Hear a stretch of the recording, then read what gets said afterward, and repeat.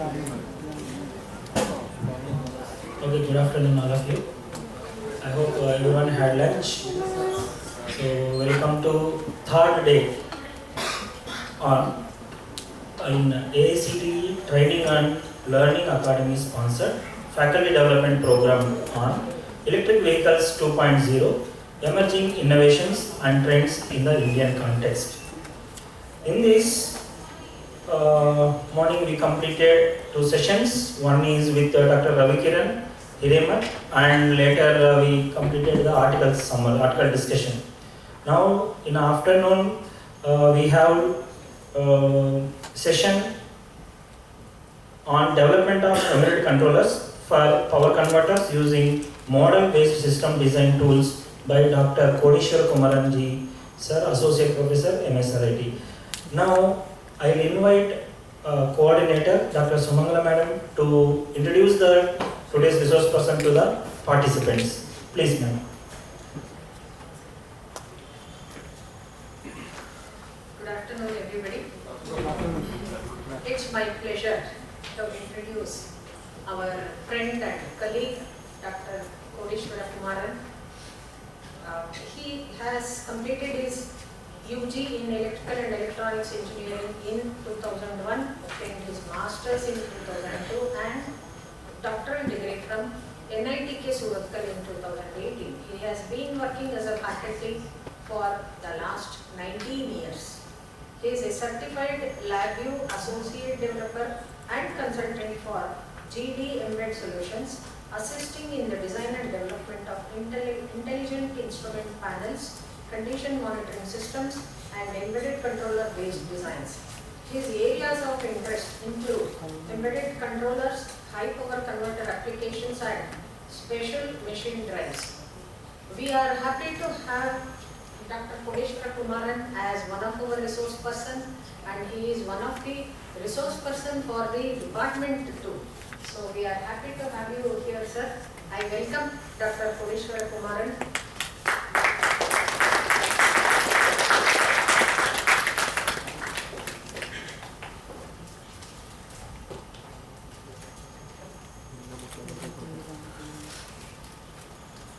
Welcome you, sir.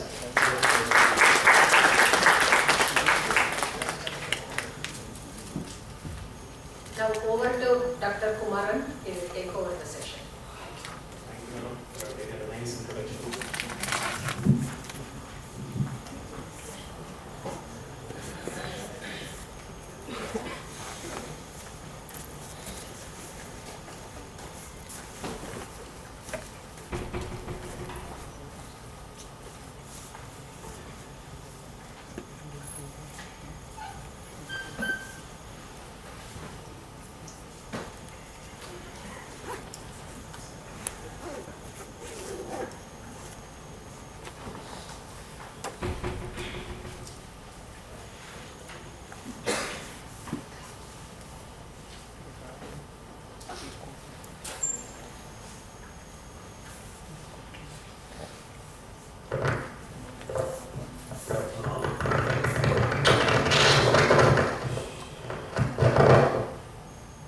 Sorry about that.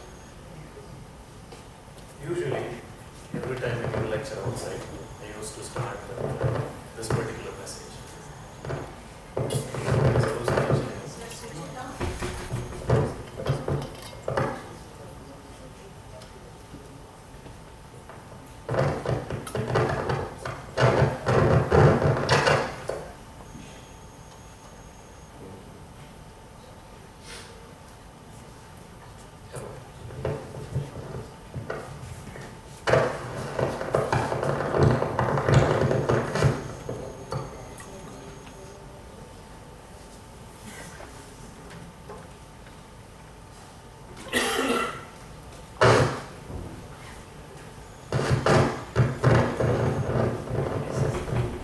I think maybe I'll use this mic instead. So the reason for me to put this kind of message is that it is just not that I'm standing here, that I know everything. So that is the primary motive, why I always used to start with this particular message. Let's move on. To lay the context for today's session, I would like to pose a small question. Rather than a question, you can think of it as a kindling question. Assume 20 years back, when Tesla started manufacturing these things, where they would have started. By doing what they would have started. They wanted to make money by making cars like this, a product like this.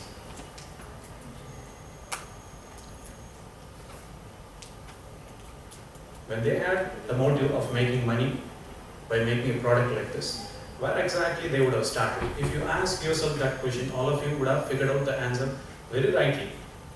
Is that by understanding the requirements, they would have started. That is where everything stems out from. So once they have figured out the requirements, what is required, they would have proceeded to the next step. The step which you all do in your day-to-day aspect as engineering faculty or as a researcher or as a student is design. From the requirements, they frame a specification set, then they start designing things. After designing, as usual, in the water flow methodology, the next thing what comes is implementation, and then comes your testing. Now this is a kind of thing every single development cycle will be undergoing through, any single product. So in order to assist us in helping us to do these things, we have these model-based tools. Model-based tools, the name itself is giving us an idea about what it is referring to. It is some sort of tool which helps us to build a model which is actually reflecting the system which is under consideration for building. Right? So, looking into the different mechanical and electrical parts of the electrical vehicle, we will figure out certain mechanical aspects, starting from design of chassis, body, the kind of shape what it should have in order to reduce the drag coefficient, all those things. And on the other side, other domain, the electrical domain, you will have all sorts of things which are listed here, starting from the source all the way to the prime mover. The electric motor in this particular case. So if you look into each and every one of these segments, different converters, you have only the converters shown in this particular case. In addition to these things, we will always have a kind of infotainment system. We will always have a kind of temperature control system. And in addition to that, you may also have certain other driver assist facilities. To control all these facilities, there is one thing which is required. That is a brain, electronic brain. And that is what we refer to as an embedded processor. Now, if at all we are able to command this embedded processor thoroughly, clearly, precisely, then most of the design task is complete. So that is what exactly we are going to discuss here. We will understand what are the different requirements from the electrical domain. Then we will move on step by step all the way to implementing, that is building, and then to validate that particular design. Right? So that is the context of this particular session. So laying that particular foundation, we will come to the title. It is kind of relevantly titled as Development of Embedded Controllers for Power Converter Applications. I refrained it from putting it as EV converters, because if at all we start taking EV converter and if we start analyzing these things, we will require lots of time. Literally, lots of time will be required. So we will keep it very general so that you can use this for any aspect of embedded control design. Now moving further, since today's afternoon is going to be a kind of packed session, I'll try to skip up certain things. So if at all you have any kind of queries, questions, or any kind of thing you want to say, you can interrupt me in between. There is no issues in interrupting me in between. So I'll be running through the slides. If you want me to stay in a particular slide for few more duration, please let me know. So model-based design involves these four aspects, starting from framing the specifications, designing, building, testing. Briefly put up, this is a design flow what we have. And by model we mean a kind of mathematical model. All of us, we are a kind of control system engineer in a way. We try to model a system and then we try to see the response for a particular excitation.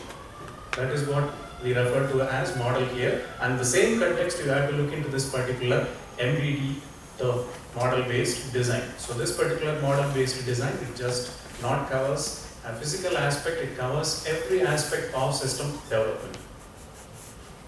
And whatever tools which we are going to discuss today, that will be reflecting only on these two particular aspects. So I will move quickly, I will skip many of those things. And every development cycle, as I told you, will be going through this V model, which starts from gathering the specifications and goes all the way to verification. It is not like waterfall model where it ends at testing. After testing, in V model, the advantage is that it might come back to one of the previous phases. Why? We will support this particular argument with proper data. I will skip all those things. MBD, you can figure out the advantages of these kinds of model-based design, especially applications like aerospace, where testing the actual system is very difficult. Literally, it is impossible. So those kinds of places, MBD is required. And in other perspective also, to reduce the cost of development, testing and rolling out, MBD will be very much helpful. So those things we will skip down. Now coming to the important feature why MBD is required, model-based design is required. You look at this particular chart which is published by NASA, and also I will show in the next slide a kind of chart which is published by IBM. Just take a brief moment to look into the information present in this particular chart or figure. You have the different cycles of development starting from requirement to rollout, that is testing. You have design, you have implementation. So since this particular chart was reflecting software development process, they have written it as code, we can replace it as implementation. So during this particular requirement phase, if there was any incomplete representation of features or any kind of need, then to correct that particular thing at the last stage, see the amount of cost one has to incur. So very important step in MBD is to frame the requirement very thoroughly, very precisely, very concisely. Requirements need to be framed thoroughly, precisely, concisely. There is no shortcuts to this. They used to say there is no shortcut to success. Exactly. If you want to make your product successful, then we have to look into it.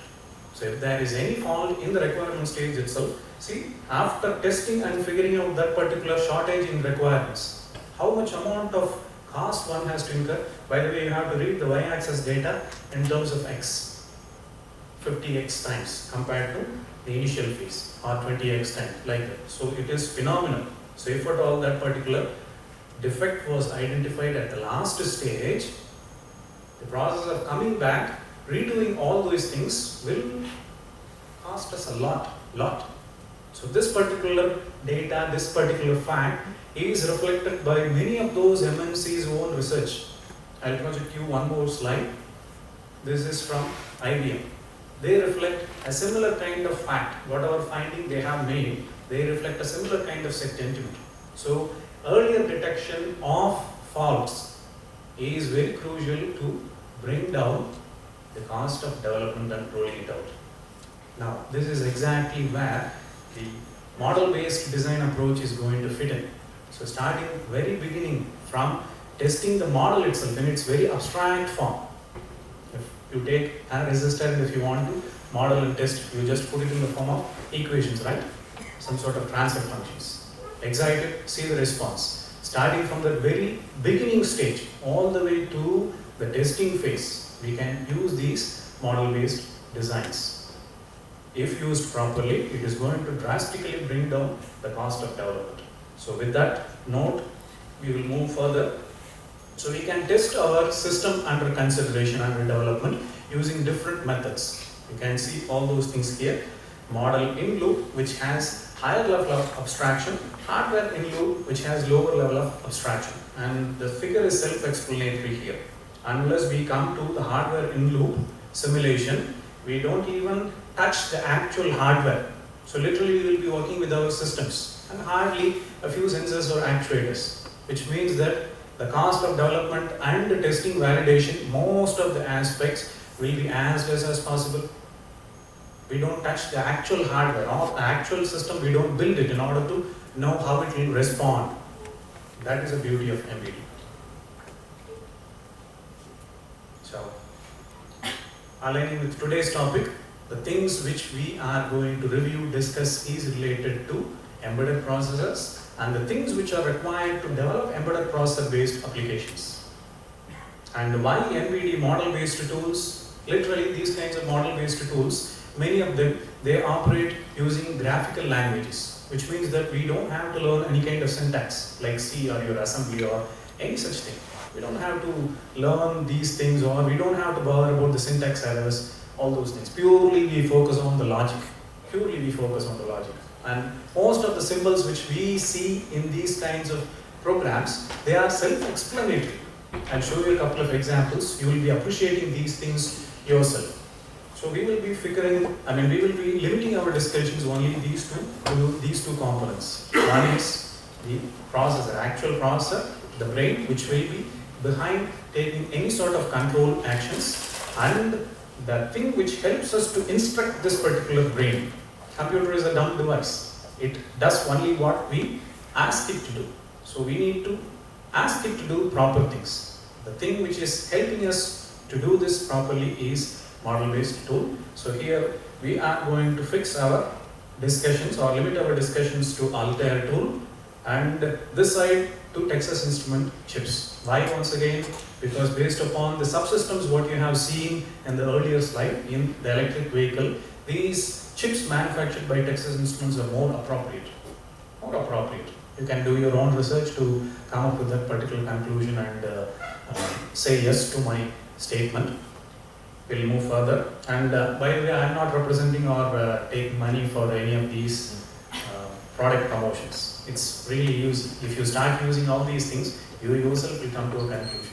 Incidentally, they have been my choice of things. And of course, you have dedicated MBD tools, model-based tools, like this ANSYS Strike, which is especially meant for doing aerospace-related designs. So there are lots of them. Our focus will be on Altair tools, and especially on the electrical domain, that is called as Embed. Okay. Moving further, we will lay our foundation to the digital controller. What aspects are required from the digital controller, why it is required, and how to use all those things. So I'm going to skip many of these slides in the interest of time, because as I told you, this is going to be a packed session. So immediately after my session, one person from Altair, he is going to visit us and he will just share his thoughts with you. He was a very busy person. Until yesterday, we couldn't get the confirmation. That's why it was not on the schedule. And after that, Madam will be giving us an insight into the different policies as far as Indian context is concerned. And we will also have a hands-on session. So some of these slides, I may have to skip it. Look into these applications and figure out what kind of control requirement these systems might have, and what kind of input signals these systems might be requiring to function properly. Whether it is in the EV domain or the drivetrain domain, it can be anything related to electric drives, drivetrain related to EVs, on the other side, power system side. Try to assess in your own way, try to assess what kind of control signals will be going out of this embedded controller, what kind of signals will be coming inside these kinds of embedded controllers. So obviously, I have one more slide which will help you to figure all these things out, and before that I thought of showing you some of these converters. And by the way, all of these things are taken from application notes sections of Texas Instruments. Similar manufacturers also have many application notes section documents. Many things are there. Literally, you can take their designs and use it for your own requirement. As academicians, or as a student who is developing, or a researcher who is developing something, it is kind of time consuming and harder to come up with our own design. And these people, they don't mind we using their designs. They have put it for ready use, open use. So I have picked up these diagrams from those platforms. So you have some sort of converter which does some job. So I want you to just focus on the different blocks, abstract, in a very abstract manner. you have a set of converters here. I'll use a highlighter. You have a set of converters, converters here, power converters of different topology. Then you have a kind of processor, MCU unit, the electronic brain. Then you have something which takes environmental feedback.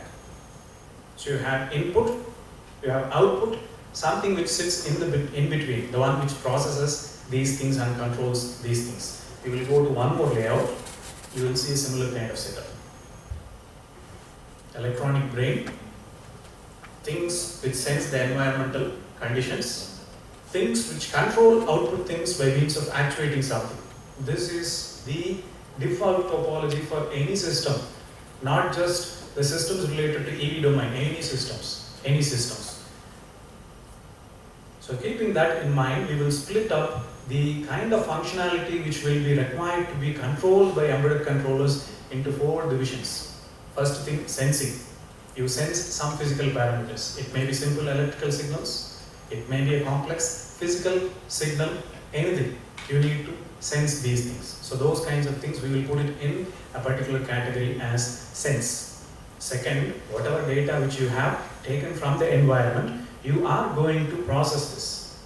So this particular place is where the brain comes into picture, electronic brain, that we call it as process. Here, what we see here. And then, once we have processed, we have taken feedback of the environmental parameters. What do? We take action by means of actuators. These actuators can be as simple as a read relay or some sort of contactors to a sophisticated thing. Anything it can be that. So you have something like a control. And then, as an auxiliary thing, as time passed on, we needed more and more functionalities, which means that one particular subset in a system wanted to communicate with the other subset. So communication became an integral part of, or integral requirement of any system. So you will see an interface block also as a 4th block. As recently, in the last decade, these things are getting prominently added to all kinds of systems. Now, let us arrange these requirements, what we have in the system development process, to the controller, which is going to control all the system aspects. So we have sense, we have process, we have control, we have communication. Now, when you select a chip, electronic brain, embedded controller, we will be looking into a chip which has a support for all these functionality. So you need to have sensing capability, you need to have processing capability, very good processing capability. You want the decision to be taken that quick. So processing capability should be high, and it should be sending appropriate control signal of appropriate nature to those actuators. And of course, as a 4th one recently which got added one, you need to have communication capabilities also. Fortunately, Texas Instruments provides chips which are very mature, very sophisticated in these domains, motor control and related ones. So it has sensor related capabilities. You see ADC there, you see capture logics there, you see quadrature encoder pulse logics there. We will be seeing all these things a little bit more in depth in the forthcoming slides. And then you have the processing capability. So these processors rolled out by Texas Instruments, they are MIPS processor, million instruction per second process, which means that you don't have to bother about the time of execution. Obviously, next one is a control. So you will be sending control signals to actuate certain things. So very basic thing for any drives control application is pulse width modulated signals, PWM signals. So you have a dedicated PWM units there, just not 1 or 2. Minimum variant also, the lowest variant also is having 6 PWM units, which means that very easily, sir, welcome please. We have Mr. Chandrakumar from Altair.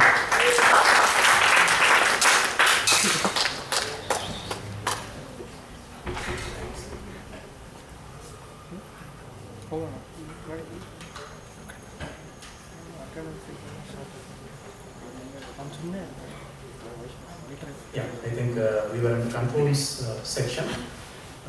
So you need to provide PWM pulses to different converters. In addition to that, there are other control requirements also. Like in case of fault, what should be done?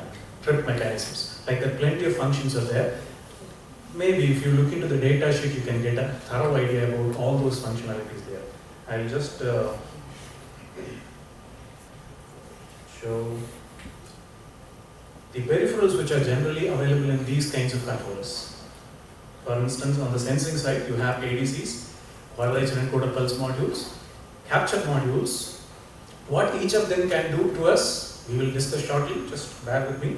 And then on the processing side, you have multi-core processors, just not one single thing. Whatever you have seen, you have minimum of 2 cores which can do specific tasks. And most of these extra cores are meant for processing complex math calculations. For instance, you have a dedicated CLA controller accelerator and you have mathematic units also in C2000 controllers. In addition to that, when it comes to control, you have logics to generate EPWM, that is enhanced pulse width modulation modules, high resolution pulse width modules. Then you have something called as deadband unit. Most of you may be aware of deadbands. Once again, we will see that in the forthcoming slides. Then interface, communication interface, you have all these things. Now all of these functions, they are act as a peripheral, which means that it doesn't need the intervention of a CPU to do its job. I'll give you a typical scenario. You want to control a motor or a converter which controls the motor based upon the input DC bus voltage. You want to hold the speed steadily. In spite of the input variations, you want to hold the speed steadily. So if at all, if it is a DC motor, you know how to control it. V and I, you control it. Maintain it in the required level so that it runs at a constant speed, regardless of the variation in the input. So you will be having a kind of feedback. You take the input side voltage, then you process it, then you send the control signal to the PWM module which controls those converters. Now put all these things in sequence: sensing, processing, control. Figure out approximately how much time each of these sensing, processing and control will take. Now this is a sequential process, which means that when the CPU is executing the algorithm, in general, when the CPU is executing the algorithm, it won't come back to the first step unless it has finished that cycle. Now all of a sudden something happens, a fault happens in the inverter line or any sort of converter line. Immediately you want to shut down the converter and safeguard the system and the user. If you leave the operation as it is, what happens? You end up damaging the converter or perhaps the whole system, or you create a hazard to the person who is operating it. Now we need a mechanism which goes beyond this. So if you allow the converter itself to do this, it is going to be difficult. This is why designers very brilliantly, they have created an architecture where individual functions, kind of secondary functions, they are allotted to peripherals or peripheral blocks. So once CPU says do this, that particular peripheral block will be repeatedly doing this without the intervention of the CPU. So CPU is relieved of performing that duty. Say for instance, you ask the ADC to do conversion, 16 conversion with this particular fraction of time and store the result somewhere. CPU don't have to monitor it. It will give only one supervisory command. Do this at this particular rate and store the values there. You can forget it. I mean, the CPU can forget it. When those ADC operations have performed, it will poke the CPU that I have completed my job. Now CPU takes a call. Should I attend to this particular thing? If it decides I can attend to this particular thing later, it will do so. Now CPU is relieved of this particular job and it is doing some other important task or other functions. This way, peripherals relieve the CPU of processing overload. That is why you should select a controller which has lots of these kinds of peripheral functions. Fortunately in C2000 we have lots of such peripherals starting from input side, sense, ADC, all the way to communication interfaces. So having idea about that, we will visit individual units, at least whatever which is important or helpful for us to build drives based applications. The very first is PWM generation. Any converter which is supposed to modulate the power delivered to the load need to be controlled properly. This control should come from the controller in the form of certain digital signals. This is where the PWM unit plays a vital role in providing PWM pulses appropriately based on certain feedback. Now, just to show you what are the kind of sophisticated operations which can be performed by a PWM unit, you will see a couple of block diagrams. Then you will understand. Of course, these things requires special undivided attention in the process of design. Usually we would have seen a kind of converter structure like this. The control terminal, in this case this is a BJT, looks like not IGBT, BJT. You will be giving the control signal to the base terminal. You control it, then you modulate the output. So you give a 3.3 or a 5 volt or perhaps 15 volt signal to the control terminal. Then you see a corresponding high voltage signals, high power handled on the other side, collector or drain, when you talk about BJTs or MOSFETs or IGBTs, different terminals. Now these kinds of input signals, what you see here, the control signals or the switching signals as you call them, should come from somewhere. Now that somewhere, what we have seen in the normal textbook, they come from some sort of comparators like these things. Op-amp comparators or something like that. You know, if at all you have tested these kinds of comparators. 741 is the one which we are very comfortable, academic people. And when you try to move the frequency operation beyond a few kilohertz, then you would have seen all sorts of issues. Now that is one problem aside. The flexibility in control, that is another major issue. You look into this, you have a kind of carrier, a triangular, then you have a modulator. So first of all, producing these kinds of signals itself is one task. I won't say it is a big task, it itself is one task. Assuming you have a requirement of having a carrier waveform of 1 kilohertz or 10 kilohertz, triangular or sawtooth, whatever it is. So you need a circuit which generates this. Now, the circuit which generates this usually will be using an RC oscillator. Right at that moment when you are designing it, or maybe a month or couple of months over, it will be working at the same frequency you have designed and tested for. After 1 year, after 5 years, time degradation will play a nasty role in changing the frequency of this carrier waveform. That set aside, generating these things using external components, another headache. So generating these kinds of PWM pulses from a circuit like this, a passive circuit like this, is not recommended, or no longer it is being preferred.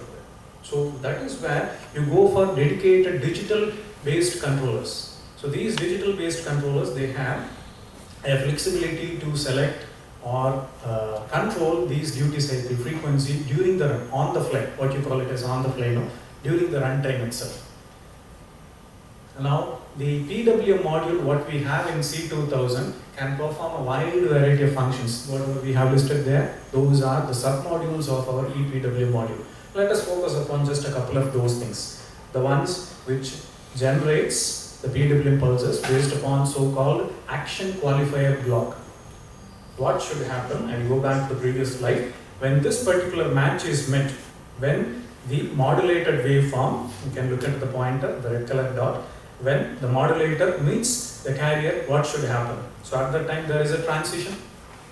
So that kind of thing is what we refer to as action qualifier.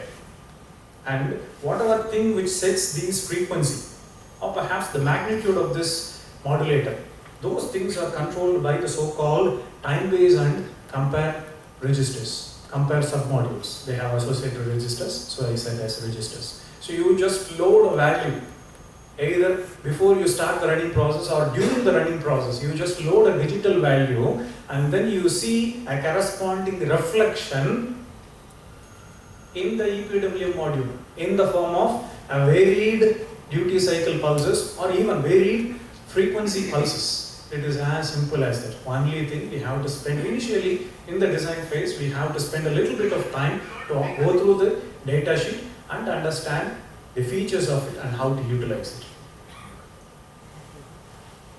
I'll skip some of these things. Now every PWM unit, they function in a specific way. So you see, this is your carrier wave in the form of sawtooth, carrier wave in the form of a triangular.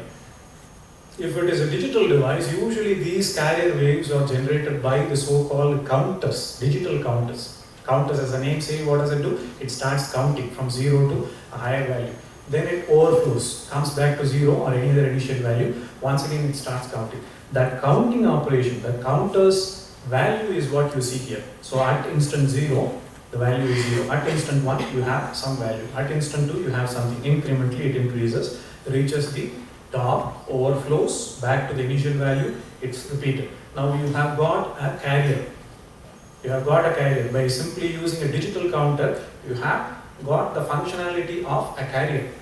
Now coming back to the modulator, what you saw in the form of a DC waveform here. So this particular modulator magnitude is controlled by using the so-called compare logic. Now this compare logic has associated register. Now this register, when it is loaded with a digital value, once again a digital value, we are not touching or getting anything from the external world. Everything is happening inside the controller itself. You load the compare register with some value. When there is a match, when there is a compare match, when the value of the counter is equal to the value of the comparator, just like as in the previous case. This is counter, this is your compare register's value. When there is a match, you decide what to do. You tell the PWM unit what to do, action qualifier. See how simple it is? Now you don't have the problem of varying frequency like your RC oscillators, because the pulses for these circuits comes from the crystal oscillators. Very hardly it changes it. Of course, there is a time gradation, but it is very minimal. Even after 5 years, you won't see even a margin of 1% variation there in the crystals. Literally, you won't say, I have never heard of it. You may have to recheck that particular data. So it is almost like you have a stable frequency. Now, that problem also is solved. Varying the frequency or duty cycle, it is very simple, unlike your analog counterparts. So that is also solved, those issues. So this is why we prefer these kinds of digital controller based PWM unit for switching signal generation. You have different modes of operation, the ones which are listed here. And just to give you an idea about how exactly these things are done, we have a couple of diagrams. So maybe I will skip some of these things, we will directly go to this. You see this particular waveform. So this is your counter value. The counter value is starting from 0. It reaches a peak which is decided by a period register. You load a value, so the top is decided. You load a different value, the top gets adjusted either to bottom or again on the top. So literally what you are doing here, you are controlling the frequency or the time period of the PWM pulses. Just try to figure it out. What happens if this particular point comes down? Naturally, this duration gets altered, which means that you are able to control the frequency or the time period of the output pulses by simply altering the value of the so-called period register. It is intentionally called as a period register because it is controlling the time period of the pulses.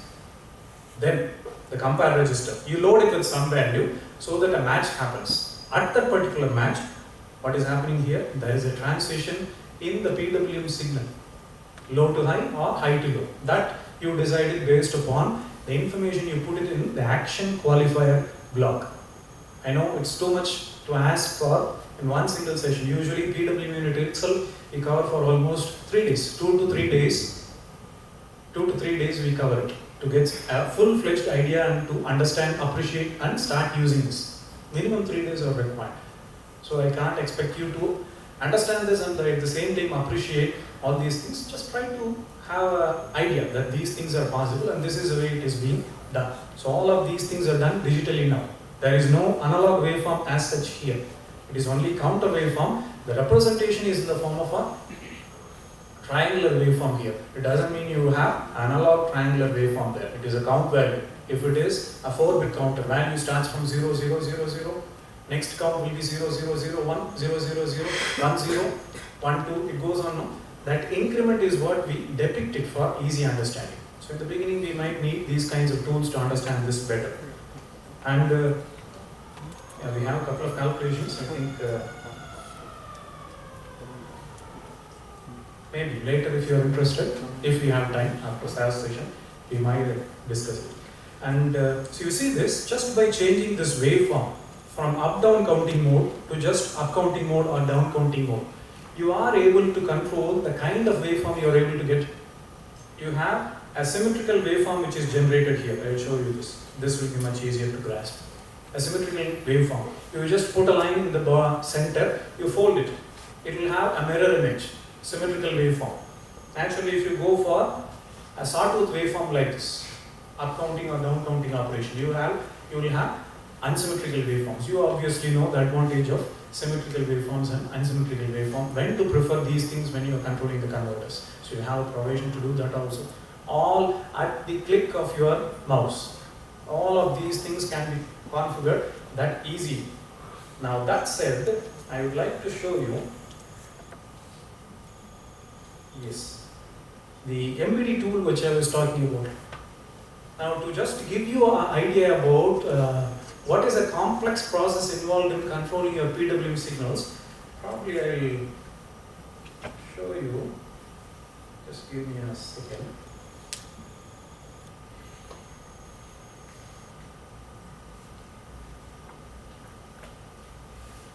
Things are made very easy nowadays. Only thing we have to figure out how to utilize them.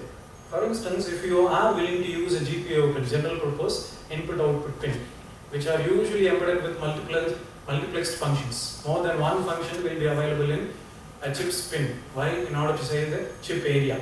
So you will always have more than one functions. To select the primary functionality or secondary functionality, or in the recent days, C2001 microcontrollers, they come with 4 different functions embedded to one single pin.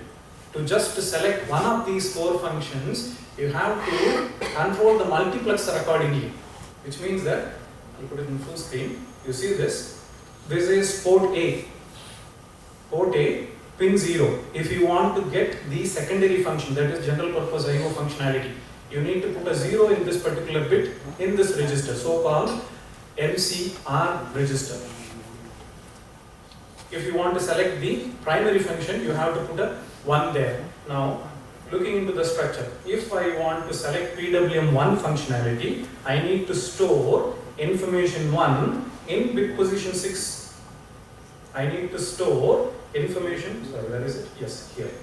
This is MCR6. MCR6 is here. We have to put a 1 here in order to get the PWM functionality, primary functionality. Now, after you put a 1 here, many of you have done it when you are programming 8051 or 8086 or pick whatever microcontrollers you have done. Then what you will do, you populate the remaining bits.